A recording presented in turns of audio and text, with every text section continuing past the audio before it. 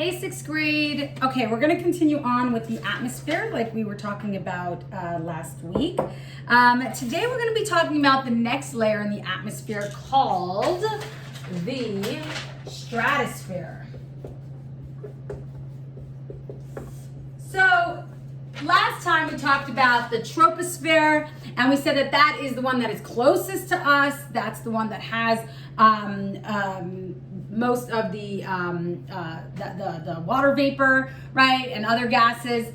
Today we're going to be talking about what is in the stratosphere. Hopefully this is bright enough. I'll do that for you. There you go. So, all right. So let's just talk a little bit about how far up it goes. So the stratosphere goes up about 50 kilometers, which is 31 miles. 31 miles. So actually,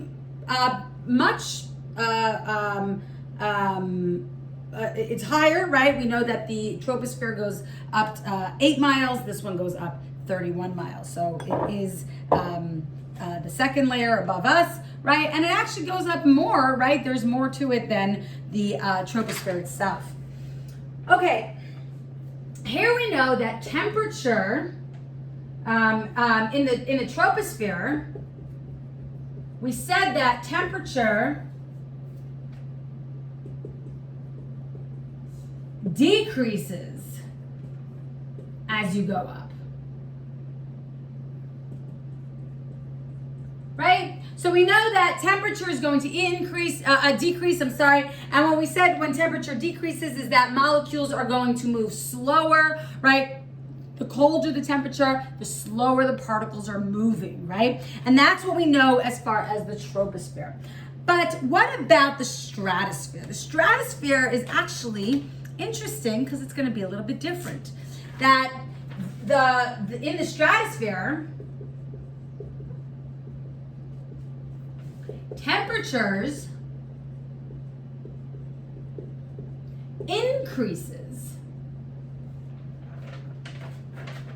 the higher you go.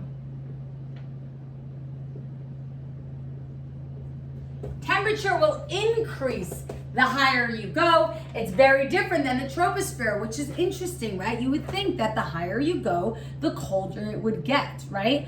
But it doesn't. And that is because of one very, very, very important aspect to the stratosphere. And that's where we're going to go into today. So, I'm sure you've all heard of something called the ozone layer.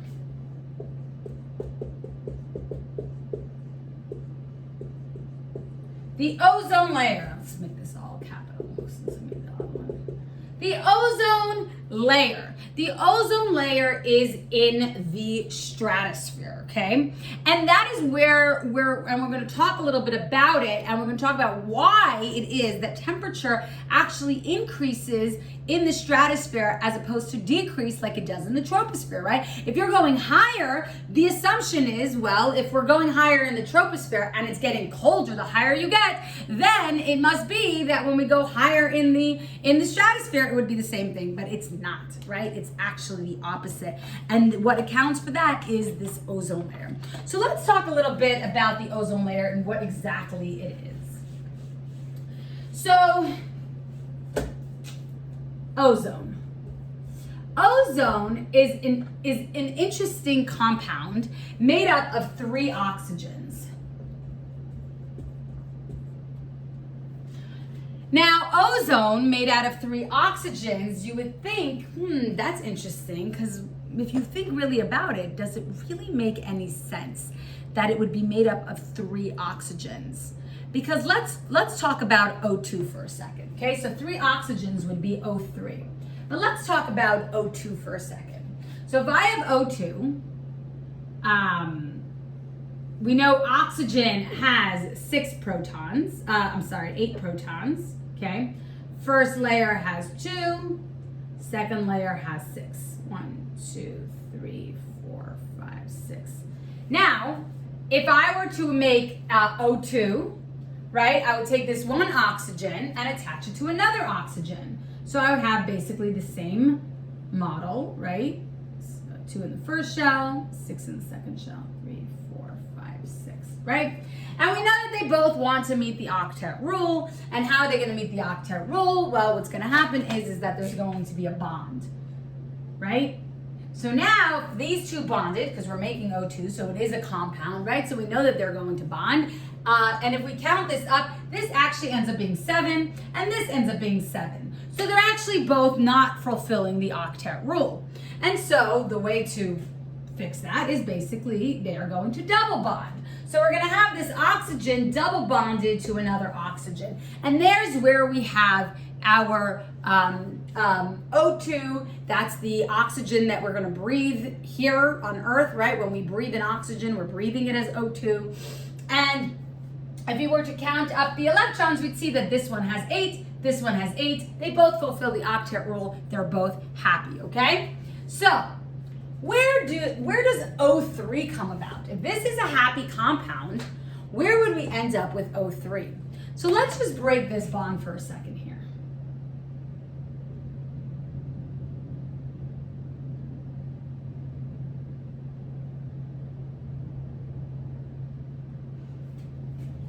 Okay.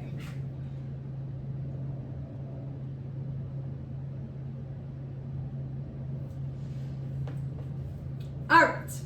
What I'm going to do is I'm going to draw it out as a Lewis structure. Okay, this is the Bohr's model. I'm going to draw it out as a Lewis structure.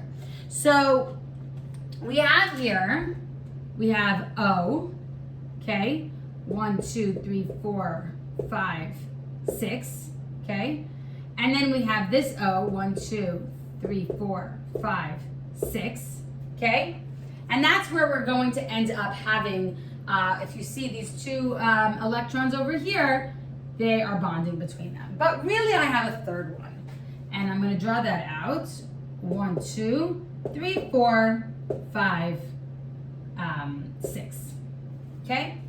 Now, these two here, if you notice that, they would be a bond, right? And we have this one extra one over here.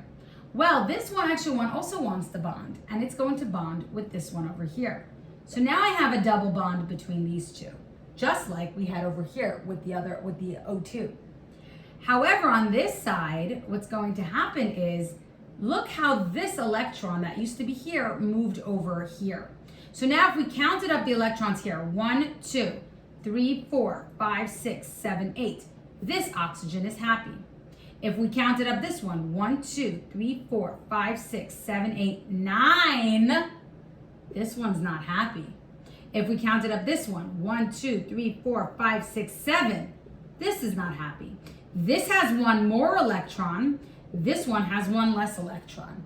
This one has 9. This one has 7. This one has 8. So the only one in this molecule that's happy is this one over here that's double bonded. This one over here has the bonds, right? He's double bonded here. He has a bond here, but he's not happy. And the reason why he's not happy is because he's got this one extra one. No good. This one's not happy because he's got 7. He wants 8. Well, there's a great solution here. What happens is that this electron over here, instead of being here, will come over here and hang out with this one. And so what ends up happening is we get electrons, right? We have oxygen. I'm just going to fill these in so that you see them. Okay. Now, if I were to count them all up, this one has 1, 2, 3, 4, 5, 6, 7, 8. He's happy. This one has 1, 2, 3, 4, 5, 6, 7, 8. He's happy. And this one had 8 because he had 8 to begin with.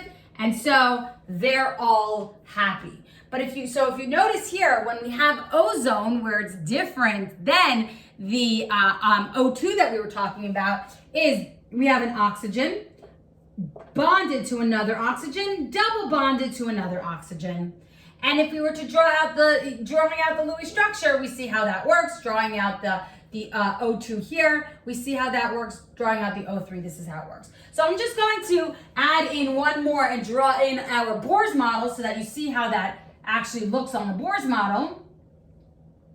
So we have 1, 2, 3, 4, 5, 6, right? And what's going to end up happening is we're going to end up having our bond, our double bond over here. 1 and 2. Okay. And then we're going to end up with our single bond over here. And if we were to count up all the electrons, it all should make sense. Okay. So we have, let's start with this one. 1, 2, 3, 4, 5, 6. Oh. 1, 2, 3, 4, 5, 6. That wait. 1, 2, 3, 4, 5, 6. Oh, you know why? Let's start with our middle one. 1, 2, 3, 4, 5, 6, 7, 8, 9. There's an electron here that's going to go over here. This electron is not going to exist here because this has 9, right? So we catch ourselves when we draw a Bohr's model to see exactly where all these electrons are. So now, if we were to count it, 1, 2, 3, 4, 5, 6, 7, 8. He's happy. 1, 2, 3, 4, 5, 6, 7, 8. He's happy. 1, 2, 3, 4, 5, 6, 7, 8. He's happy. Now the ozone is a stable molecule. Okay. All right. I mean, by the way, it is stable, but not so stable. Okay. And we're going to talk about what actually ends up happening because ozone is not, I mean, it is a stable molecule up in the stratosphere, but why it actually ends up being very reactive, right? This oxygen over here, you know, it had to pull an oxygen from here instead of bonding. It's taking an oxygen. It would rather bond. So we know that the situation here can be a little unstable, and so something's going to happen to actually reduce this compound. And we're going to talk about that more tomorrow, what actually happens to our ozone. And when you hear all this, you know, you constantly hear a lot about, oh, the ozone layer is depleting. The ozone layer is depleting. Why is that happening? And we're going to talk about that tomorrow. Okay, so we'll end right here, and I will see you later.